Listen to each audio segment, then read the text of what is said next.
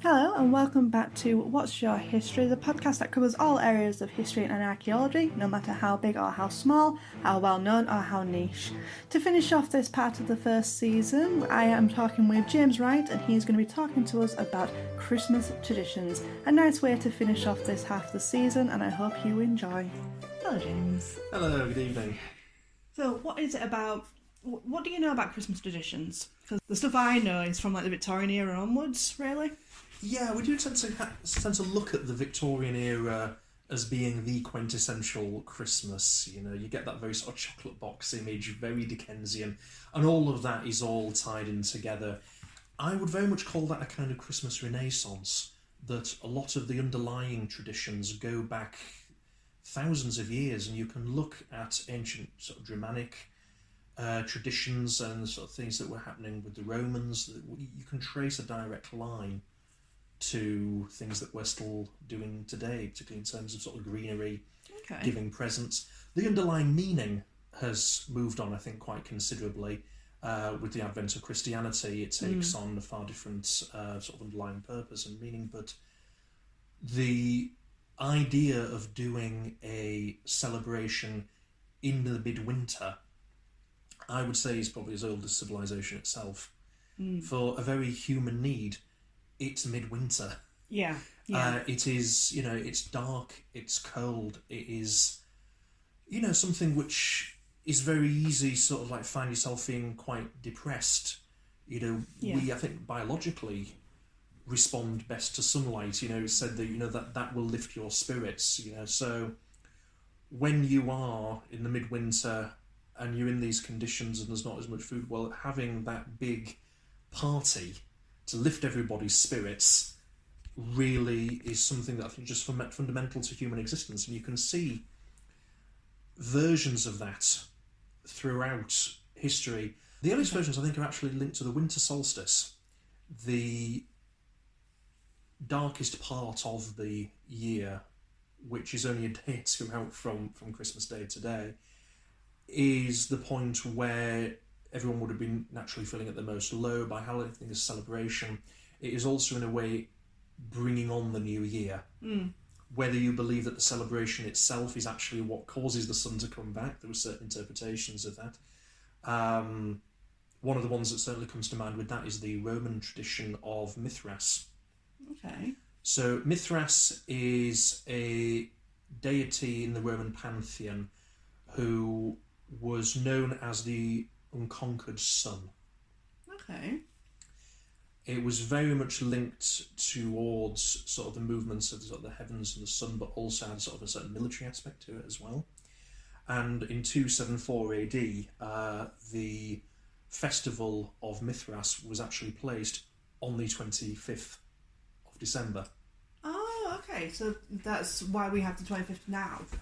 Yeah, I mean, that's one of the reasons. I mean, there were variations that would sit on either side of that. So, for instance, on the 17th of December, the Romans, particularly later on, would have Saturnalia, which is sort of linked to Saturn. Yeah. And that was where you would have the gift giving. Oh, okay. There would be gifts of candles, in some cases crafted as wax dolls, which does have a slightly darker thing behind it, because it is suggested, even at the time, that the wax dolls are merely substitutes for sacrificing actual children for when we sow the crop to ensure that we have a good harvest. Wait, what? What? Yes, actually sacrificing children? That whether it's actually true that they really did that at any point is highly debatable, but even in the late Roman period, there were people at the time who believed that the wax dolls were merely substitutes for the children to be sacrificed. Ah, okay. Sacrificing is a big thing in the early versions of sort of these winter celebrations. So, for instance, if you look at Yule, which would have been the Germanic, Scandinavian, Viking, if you will, winter celebrations, which was usually on the 21st of December. Okay. It was known as a blot. Now, there are certain individuals who I've read who have said that blot is meant to be blood, a blood sacrifice. Now, whether actual human sacrifices ever really happened is probably unlikely, but they would be sacrificing animals. Yes. So, goats, boars, horses, and these would be sacrificed to the gods, but then cooked, and there would be a grand feast from the meat of these animals. Makes sense. And so, in a way, you're sort of gearing towards that sort of new year of sacrificing something towards, the gods to ensure the new year, ensure a good harvest of plenty, to encourage the sun to come back, and while we're at it, to have a very good time in the darkest of winter when we're really, really going to need it. And that's when you start drinking, start saying stories. Absolutely. And you would have all of these various things that went with it. So Yule would be a 3-day feast. And there were many of these traditions which are very recognisable today. There would be the Yule tree, the Yule log.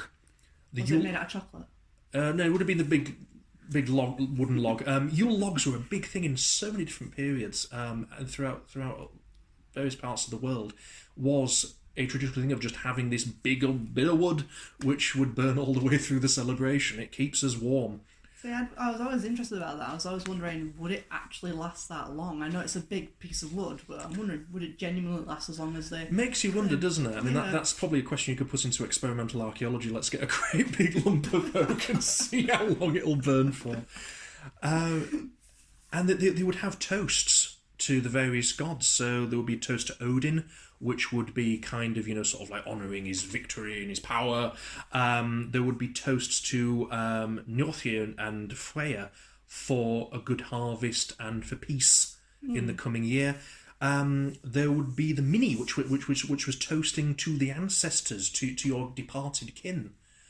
And this is all something which is very, very recognisable within modern Christmas traditions. You are thinking back on the year, you are looking to the year ahead.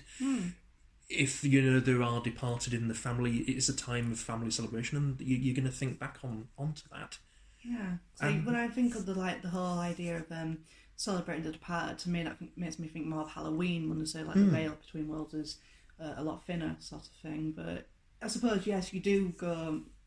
It's sad that Grandma's not with us today, or whatever. Yeah, absolutely. It is about celebrating life at the end of the day, which is why we get the idea of bringing in evergreens. And this is something that you can see both in sort of Germanic, Scandinavian and Roman traditions of bringing in evergreens, so like holly, ivy, conifers. And I mean, in fact, the very hymn, the holly and the ivy, which now we tend to think of as something, sort of quite chaste, within the Christian traditions, actually dates much, much further back to that and goes to the pagan fertility rites. Oh, okay. That holly and ivy are each representative of the male and the female. And in fact, in its time, through like the medieval period, the song "The Holly and the Ivy" was actually considered quite rude and suggestive and rather frowned upon by the church. But it's when you talk about so when we look at sort of like the idea of basically just having a big drink, one of the very interesting stories you get from the saga of Hakon the Good, which was the first king of Norway to be Christian. He Christianized Norway. And he was the one that put Yule in line with the Christian celebrations. And part of the rule he had there was that everyone was demanded to drink ale, and if they did not drink ale, they would pay a fine. Oh, okay. Good spirits shall be enforced. Not the first king to do it, not the last. Probably not. And it's very interesting when sort of like the Christianization of the celebration comes around. There is very clear effort to coincide the Christian faith with the celebrations that are already there, almost to make Christianity more palatable to the people that are being converted. Yeah. To say, you already have this winter celebration that has all of this tradition around it, so we'll link all that in. Yeah. Because if you actually look at the evidence, it is almost impossible that the historical Jesus Christ was born on the 25th of December, or indeed anywhere near it. If you actually look at the Bible, there is no mention of the time of year No. of Jesus' birth. The only evidence it actually gives us is that the shepherds were out with their flocks. Which wouldn't have been winter. No, because in wintertime they would have taken all these sheep inside so they don't freeze to death. So this is telling us that he was probably born sometime between April and September. That's the only evidence we have from it, but you can see how if you take this celebration, which is already being, a big part of our collective, sort of culture, and put these sort of Christian traditions onto it, that just makes it a little bit easier to convert these pagans to say, okay, yes, we're carrying on the same traditions, we're just going to look at them in a slightly different way. Yeah, and then eventually that kind of dominated, and that's the main reason that we have Christmas, because it's the focus of Jesus and his birth and stuff, rather than these pagan traditions that, unfortunately, now the idea behind them is lost. Yeah, although they did carry on for quite a way beyond that, to the point where occasionally you would have the odd priest or pope or archbishop who would take issue with some of the things that were happening. On the other hand, there were many priests who would thoroughly get into the spirit of this thing. So traditionally, when you think of today, the 12 days of Christmas. Yeah. So the 12 days of Christmas actually begin on the 25th of December, and that runs through to the 5th of January. So the 12 days were essentially that midwinter point where it's cold, it's dark outside, you can't do any farming anyway. Yeah. So you might as well have a nice celebration because you can't be useful for anything else. And each one of those 12 days would have a different meaning, would have a different types of celebration. You'd give gifts on some days, you'd do some celebrations of different type on others. And one of my favourites has got to be the 1st of January, which was known as the Feast of Fools. Oh, okay. Where it was encouraged that official individuals should have a bit of a game of role replaysal. So, for instance, the king or the lord would dress as a peasant, and one of the peasant farmers would essentially be promoted to king for the day and get to sit on the chair and issue out all various edicts and things, which wouldn't be taken remotely seriously 24 hours later. Yeah. It was all that, let's just be silly. And it's very much within that sort of medieval sense of humour. It is amazing how irreverent medieval humour can be, almost to the point of sacrilegious in some cases. One of the ones that I always tend to think about with this is the mystery plays, Okay. which were performed in various towns across England in the medieval period, and each guild of the town would put on a different play. So, for instance, the Guild of Stonemasons would do the creation, because it's kind of linked to what they do. The creation of the earth is a big construction project. Yeah. Ergo, the stonemasons do it.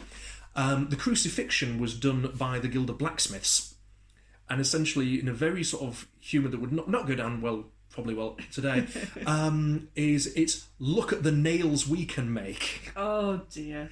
And I find it so funny that if you see modern interpretations of the mystery plays, even though they are doing it to the same script, they try to sort of play what is essentially written as a comedy to be a tragedy.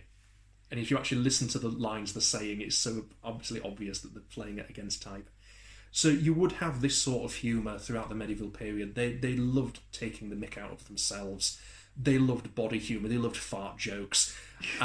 You would have mummers, which people who would put on animal masks. They would dress, men dressed up as women. They would sing songs. There would be lewd jokes. And I mean, you can see in that the starting point for the modern pantomime. Yeah. It's the same humour, it's the same sort of thinking. These traditions have just carried on a few, and it's essentially human nature. And there is a lovely one, that I love this one, it's 15th century French, essentially a complaint against the way some of the priests were behaving on the 1st of January at the Feast of Fools.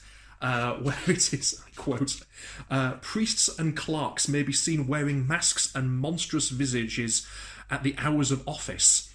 They dance in the choir dressed as women, pander or minstrels. They sing wanton songs.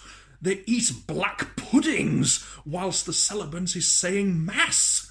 They play at dice. They run and leap through the church without a blush at their own shame. I love how you did that in such like venom and stuff. You can hear them just be like, oh, sort of. Absolutely, but they were in the minority of like the priests were doing this. Everyone was getting in on this, and it was such a wonderful time. Which I feel, unfortunately, the person that really is responsible for this going away is Oliver Cromwell. Really? Well, these sorts of Christmas traditions really carry on right through until the 1600s, and unfortunately, through the sort of Puritan regime of Oliver Cromwell, Christmas was banned. Yeah. And all of these sorts of revels were just seen as completely unacceptable. Of course, people would often just try and do them anyway, but it was something that was very highly frowned upon. And of course, after Cromwell's death, and when you get the resurgence of the monarchy with Charles II, Christmas comes back, but not quite in the same form. Okay. It starts to become a little more family-centric, not quite as chaotic. And you can see sort of like throughout sort of the Georgian period, it's quite a quiet thing really. You'd still have carols, you would still have greenery brought inside. The feasts were starting to change as well, the sort of food that people would have been eating. Yeah. So, for instance, during the medieval period, those low probably would have been on some version of pork. And the upper classes would have been having peacock. Obviously. I mean, we don't get turkey from the Americas yet, you know. So, peacock it is. Peacock it is. And this would be extravagantly presented, as all medieval feasts should be. Yes. Where they would skin the peacock, keep like the feathers and the skin off to one side. Then the bird would be roasted, and then sort of the feathers would be sort of arranged in this wonderful artistic presentation as the centrepiece. Yes, because I didn't realise the dangers of that sort of stuff back then, but whatever. Well, I'll say hardy constitutions, you know, once you've been exposed to salmonella, you know, I'm sure you'll be fine.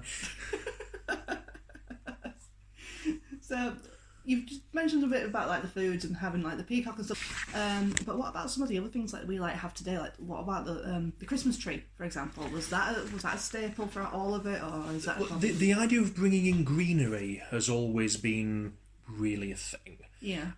Many people will say that the idea of having a decorated Christmas tree inside your house is down to Prince Albert. Okay. Actually, the first time we see it in Britain is about 40 years earlier. Oh, okay. And that was in 1800. You see Queen Charlotte, so the wife of George III, who was also German. She was the first one that we actually have recorded of bringing a Christmas tree inside and having that as part of the palace decoration. Oh, wow. Then, of course, Prince Albert takes that and really runs with it. Right. And so we think of Victorian Albert as the architects of the modern Christmas. Yeah. And they take all of these various traditions and solidify them into something that we now think of as quintessentially Christmas. And it happens all at just the right time. So Charles Dickens writes A Christmas Carol at around the same point as well, and so suddenly the public are lapping all of this up, and it links in with the sort of the pop, almost like the cult of personalities of Victorian Albert. When people were reading her diaries and sort of following what they were getting up to, for the first time you were seeing images of the royal family in domestic settings. You know, just images of them just sat around playing games together. Yeah. Never before had the royal family been seen as accessible in that way. And so people wanted to emulate that family Christmas that they were representing. Yeah. And that really was in quite a reaction to the Industrial Revolution, because what really was the death knell of the original 12 Days of Christmas was the heavy industries. Because whilst in a farming community, you know, in the dead of winter, the ground's frozen, you can't do any farming work. You can work in a factory any day of the year. Especially when electricity becomes a thing. So, yeah, it was... You know, Christmas Day was just seen as just another day during the early Industrial Revolution. And it's very interesting that Victoria and Albert are actually able to bring that back and create it into something else. Yeah. Well, it's wonderful, because I'm assuming that it was at this point as well when it was more child orientated, because nowadays people say like Christmas is for the kids, it's not for us. I mean, adults can obviously go and get sloshed if they want to, but it isn't primarily seems to be focused on the kids. It starts to head towards that way. Children were certainly starting to be given toys and sweets. I mean, certainly for lower castes, it was one of the few occasions you would get anything like that. It becomes very much about the children, I think, in the early 20th century. Okay. And there's an awful lot of, sort of Americanization of Christmas. I mean, the image of sort of the Santa Claus in the red suit, which, owes more to Coca-Cola than anything else. Yeah. But you do have images of variations or proto-versions of Father Christmas that start to appear in the late Victorian age. They're not always known as Father Christmas. There is Saint Christmas or Mr. Christmas. The depictions are usually wearing green robes or sometimes even yellow robes that are more connected to sort of like evergreen and life. And is the that New Year. why the Ghost of Christmas Present in Christmas Carol wears green? Very much so, yeah. And he's also a very harsh character. That's actually one of the things I love about the original version of Charles Dickens' Christmas Carol. And a lot of adaptations tend to make him just very sort of cuddly and this sort of Father Christmas type character. But I think one of the most powerful parts of that book is with Christmas Present, where he turns round to Scrooge as they're looking at the Cratchit family, and he says to him, if he's going to die, then he better do it and decrease the surplus population. And he continues, if you be a man, you will withdraw that wicked cant unless you know what the surplus is and where it is. To see the insect on the leaf pronouncing too much life upon his hungry brothers in the dust. It may be in the view of heaven that you are more wretched and less worthy to live than millions like this poor man's child. That is not a friendly, happy Christmas. That is a very harsh dose of reality. Someone that was being lived by many families throughout this period in an abject poverty. Yeah. Dickens was very, very. I think he had his finger on the pulse of humanity. He didn't shy back. He showed life for what it really was. Yeah. And I think that we maybe lost a little bit of that within sort of like the later sort of Christmas editions, which comes very sort of bubbly and happy, and it's maybe losing a little bit of that reality of what the world is and that darkness which we are trying to move away from, which in itself goes right back to the earliest traditions of Christmas.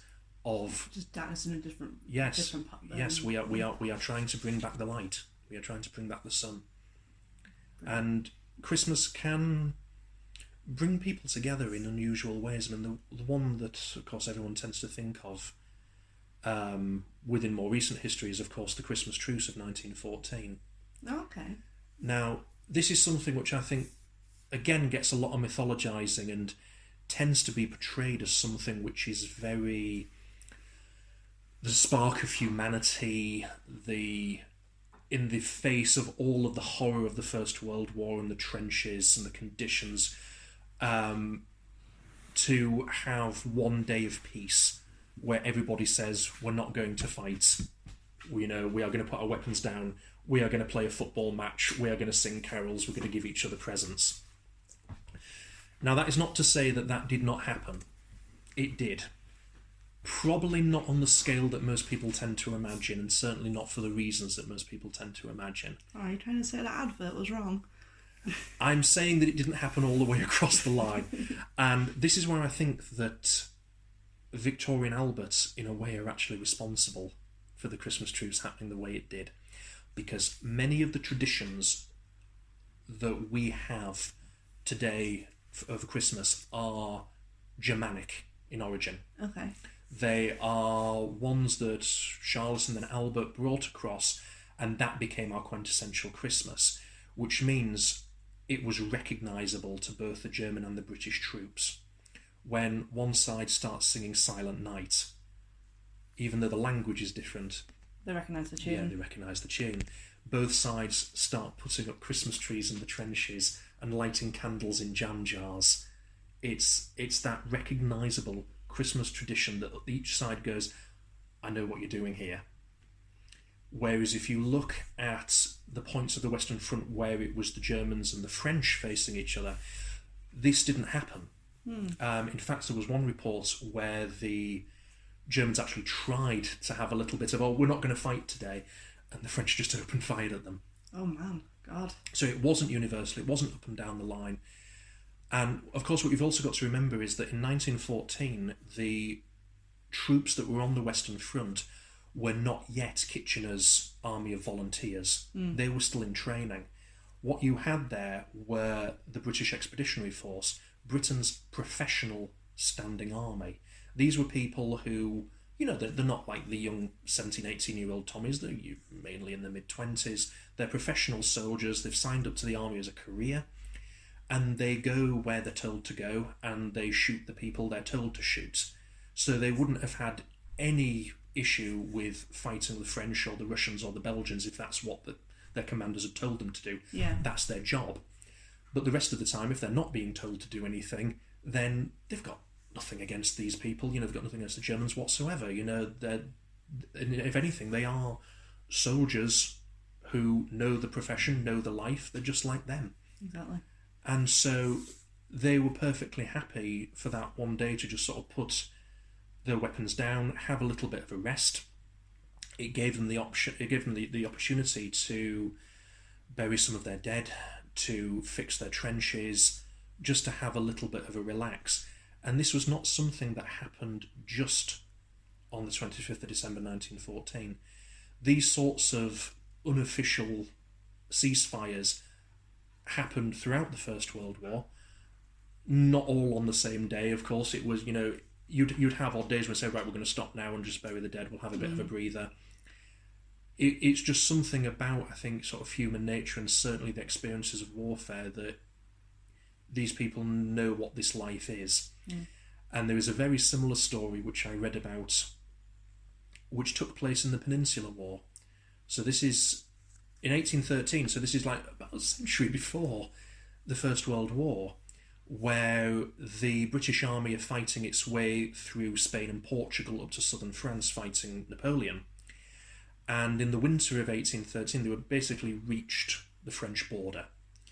And they're camped up in the mountains, they've got picket lines arranged, and it almost starts to look like the First World War, where you've got British pickets, you've got a few hundred yards of no man's land, and then the French pickets opposite side.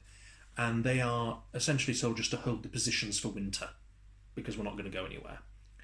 And what you end up having is these unofficial trading truces between the British and the French troops. You have the officers who would have a designated tree which is pretty much halfway in between both lines, and the idea was if you want to trade anything, you go up to that tree, be it a newspaper, brandy, tobacco, you wave it at the other side, and if somebody's interested, they'll come across, you meet at the tree, you swap items, thank you very much, you head back to your own lines. That was the officers doing that. Yes. The rank and file troops, they were regularly crossing this space and sitting around the other side's fires, happily chatting and singing and eating with them. Oh. Now, if that is not the Christmas truce, I don't know what is. And this is 101 years before the one we always think of. Yeah, it's one of those things where it's both. When I heard about the Christmas truce, I'm kind of torn, because on one hand I'm like, oh, it's so beautiful, the connecting, it's just like you were saying, it's human nature to connect and things like that. But on the flip side, I'm like, but it's also really sad because you're now gonna have to shoot your new friend, sort of thing.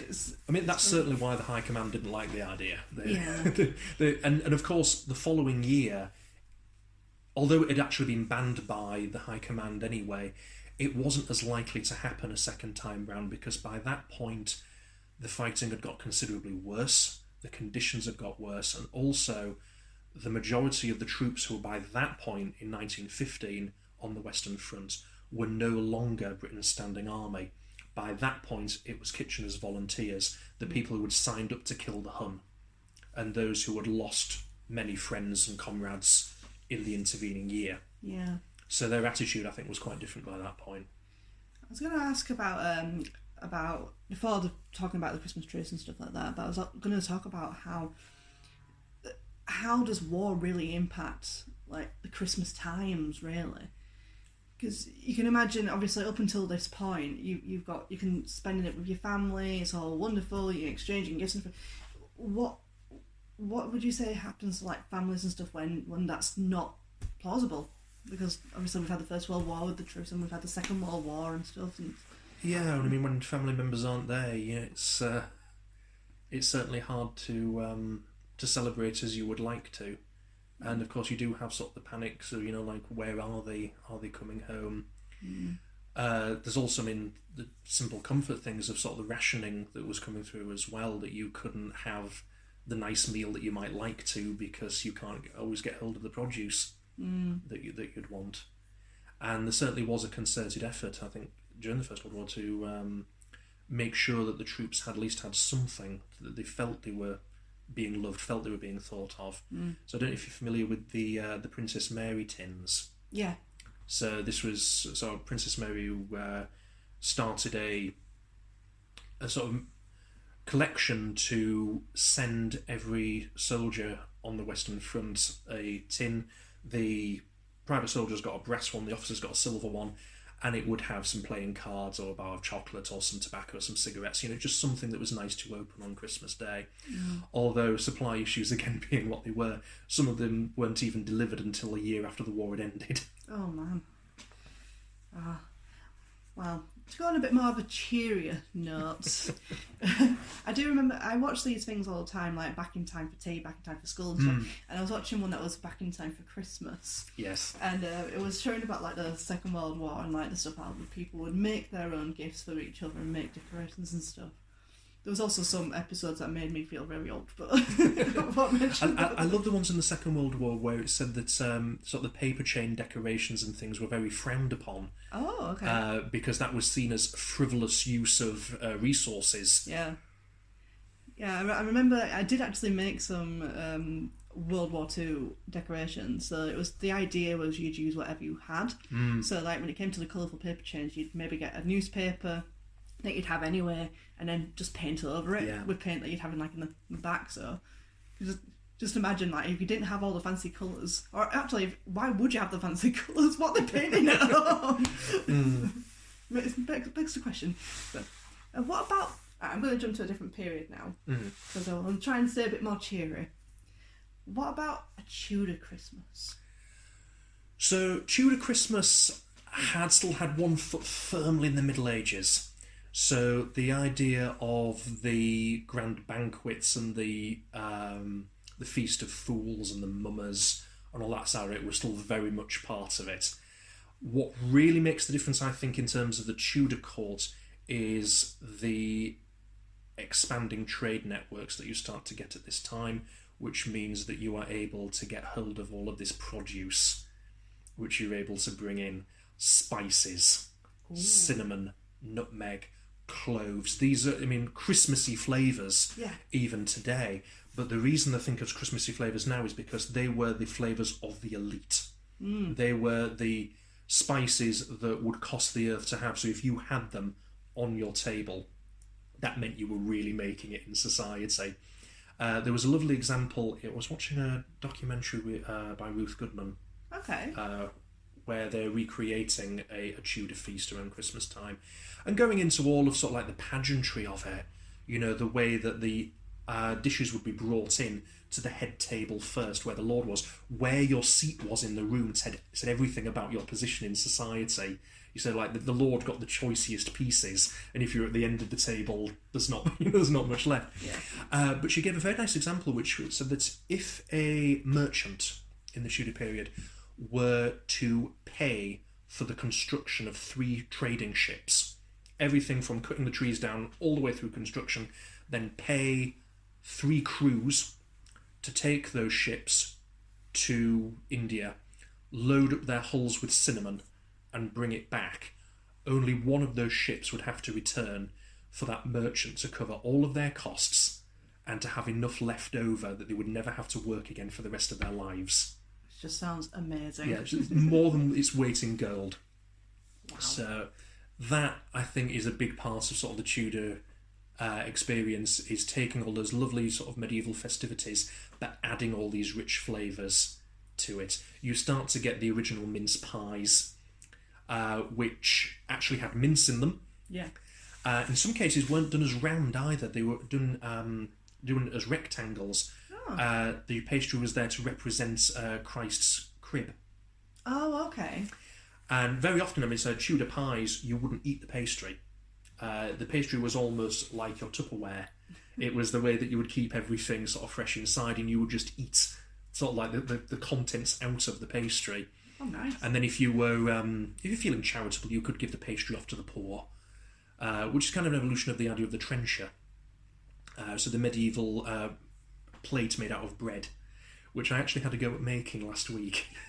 So me and a couple of people in my reenactment group, we decided to get together and do a medieval feast where we had to go at recreating a lot of original recipes of 13th up to the 16th century, and we did trenchers, and the idea was that you would have this bread plate that would soak up all of the juices and the fat and the gravy and everything from everything you were eating. But it was considered the height of bad manners to eat your trencher, because then at the end of the meal they would all be gathered up and then be handed out to the poor. And this is where we get the idea of alms for the poor from. Oh, okay. Another wonderful way of showing off to your guests and demonstrating your extreme wealth in this period is sugar. Because with the discovery of the Americas, where particularly sort of Elizabethan age particularly, you start getting sugar produce coming in. You have marchpane, which is a form of marzipan, where they'd make sort of pies made out of it. They would make little marzipan-type sculptures. Queen Elizabeth I was apparently given a marchpane sculpture of Westminster Abbey as a present. I mean, that is the ultimate present. They would wrap caraway seeds and fruits in layer upon layer upon layer upon layer of sugar. You know, this is the time when the dentists start to really find employment. But say, if you could find a chef that was skilled in the manufacturing of sugar treats, that was the very height of society. And very often the ladies of the house were the ones who were preparing the sugar. So it's said that if you had a daughter that had those skills, that made her more eligible for marriage. Oh, wonderful. Very often the servants were not allowed to touch the sugar at all, or if they were, only with the lady of the house's supervision, as they were not trusted. Oh, what about other periods of life, like fancy foods? I would say, going back to like the middle of the peacock, I always sort of really like that idea. If you come into the sort of Victorian age, we tend to think of a sort of like the goose, which was starting to come in. The majority of the time, certainly sort of lower class, would be on beef. That was the sort of the staple meat of the Victorian age. Would have been a side of beef.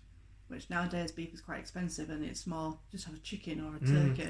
Whereas, I mean, turkeys are being imported from the Americas, and not quite as common.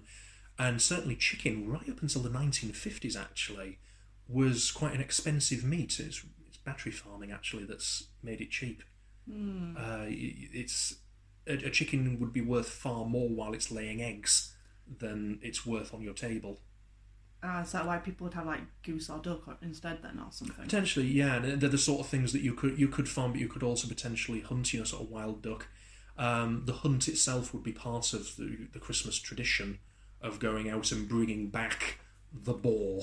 Yeah. Which would be, of course, the centrepiece of the table when you think of like the carol, the boar's head in hand, bare eye, bedecked with bays and rosemary, and that's exactly how it would have been prepared, where they would have taken the head off the wild boar, the rest of it would be cooked out, roasted and then brought out, but then the head would have been deboned, so the skull taken out, you've got the outer side of it, which then would have been stuffed, almost like a pie, with mince and bacon and spices and herbs, boiled to sort of keep its sort of shape, and then served cold, traditionally with an apple in its mouth, of course, or sometimes the Lord's coat of arms fixed upon its head. Oh, wonderful. And you would just slice into it and eat it almost like a cold pork pie. Oh, nice.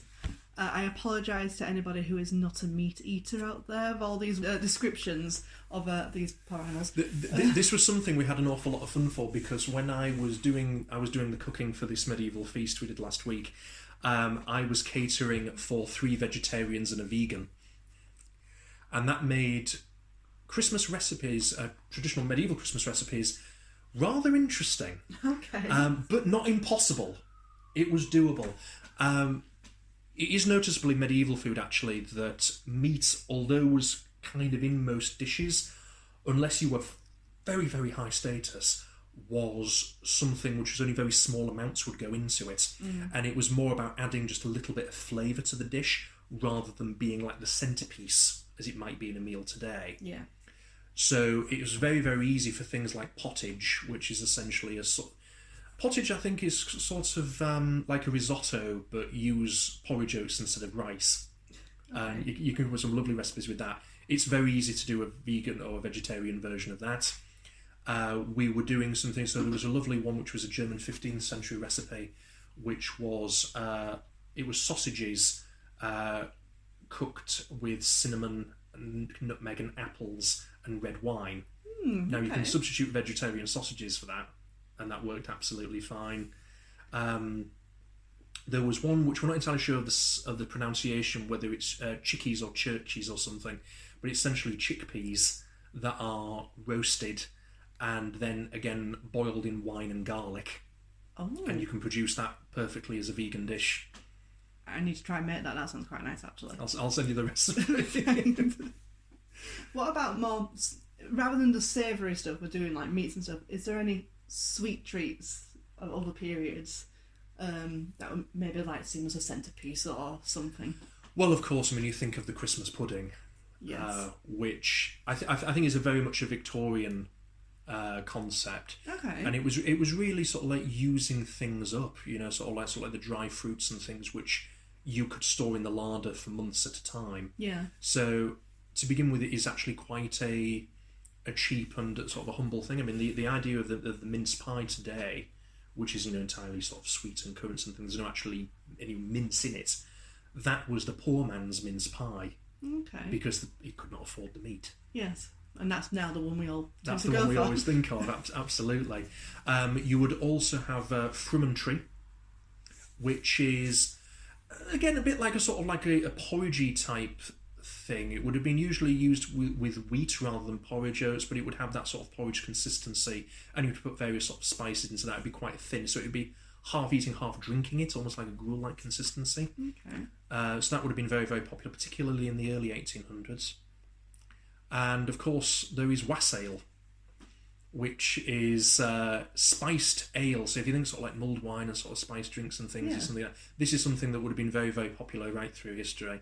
And you would have had wassailing, which would have been basically carol singing, where they would come around with spiced ale and they would sing for you, and much merriment would be had.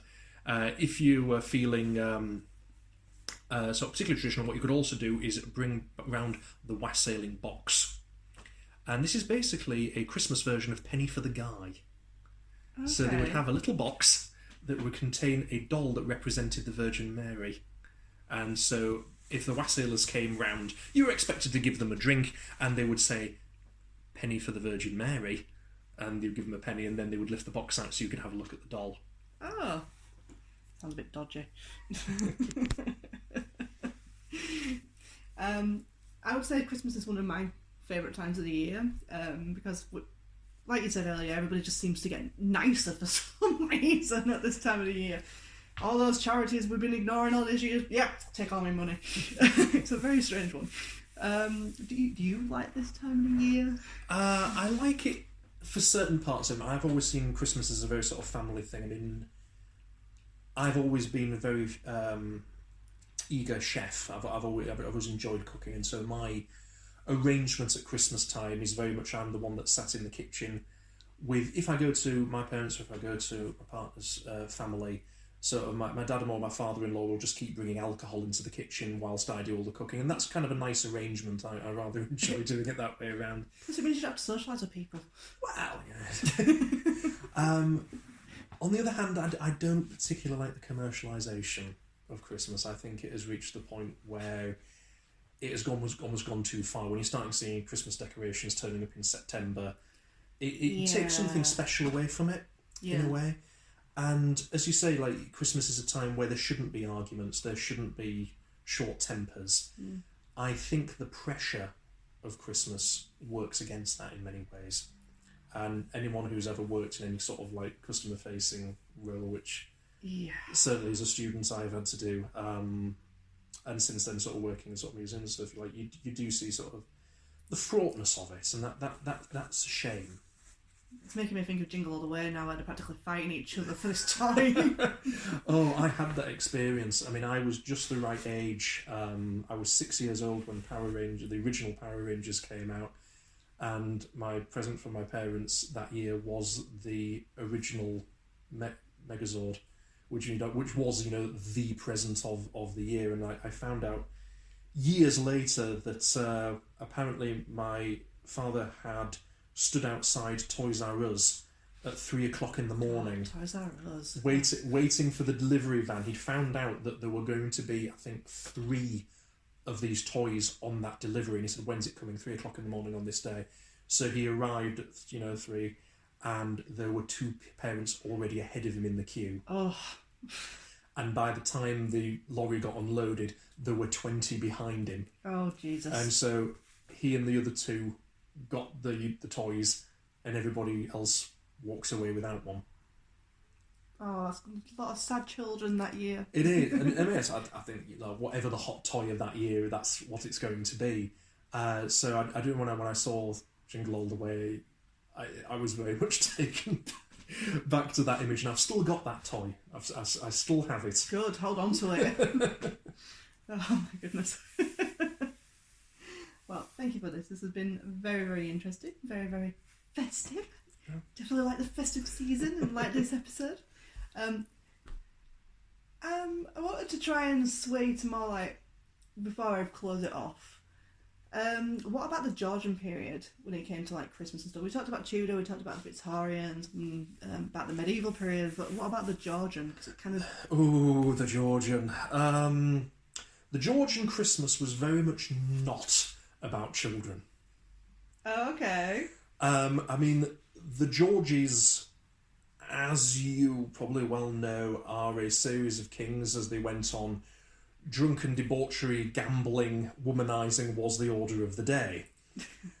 And that very much was what a Georgian Christmas was about. It was very much the adult pleasures of gambling, drinking, overeating. I mean, I can get on board with some of that. Oh yeah, absolutely. But yeah, there would be elaborate meals. You also start to see sort of like some traditional plays sort of turning up for the first time as well, which goes towards what then becomes sort of the Victorian idea of the tableau, which I've always very liked, where you would have people dressing up in various sort of costumes and then just posing. Oh. There's this lovely tableau of whatever theme or you're doing, and your position in society. Queen Victoria adored these. Your position in court would dictate what role you got. Oh, okay. So the more important you were, the more important you would be in the tableau as well, which is very much against sort of the medieval idea of the will raking. But no, for the Georgian period, I mean, it was very much over the top. As much drinking and hard substances as you could possibly get your hands on. They continue doing the decorating with greenery. And also they start to sort of, again, bringing things in from the wider empire. So one of my favourite things you could have as the centrepiece of a Georgian Christmas is a pineapple. Why? Well, pineapples were very exotic at that time. They came from these far-off places. No one had really ever seen one before. And so if you could have a pineapple as the centrepiece, that was showing that you'd really made it in society. And you could even hire a pineapple for the evening. Oh my goodness. So there were companies out there that would hire out pineapples for your centrepiece, and depending just how rotten and mushy it was by the time you got it, would change how much you were paying for the hire. You just swivel it round and make sure people just saw the best bit. Absolutely. You do start to see chocolate coming in at that point as well. Okay. Chocolate at that time was something that was drunk. rather than eaten. Sort of like the first solid chocolates really come in as sort of like the mid to late Victorian, I'm going to say about 1870s. So for this period, you would have hot chocolate being drunk, again, very sort of high society drink, very, showing your wealth. It would have been quite a different drink to what we experience today, though. There'd be a lot more spices in it. Oh, okay. So, I mean, not just like traditional sort of like cinnamon, nutmeg and things. They'd have put things like paprika and chilli and things like that. It's quite a different flavour. Well, people do say chilli and chocolate do go together. Oh, yeah. Don't know about the paprika one. I quite like that. I'll give it a try. It sounded quite nicely. Just try and do an experimentation of it, just make all these different chocolates. See which ones stick. Well, thank you. I think we need to wrap this up now then. But thank you for this. This has been very interesting. I hope it's getting the listeners into the festive spirit. Maybe you can get an idea of taking some recipes from people of the past, maybe. Who knows? Let me know if you do decide to do something like that. There's some wonderful and fantastic, crazy ones out there that you can always try. Just if you do, let me know. So, yeah, thank you, James, for this. My pleasure. Merry Christmas. Merry Christmas.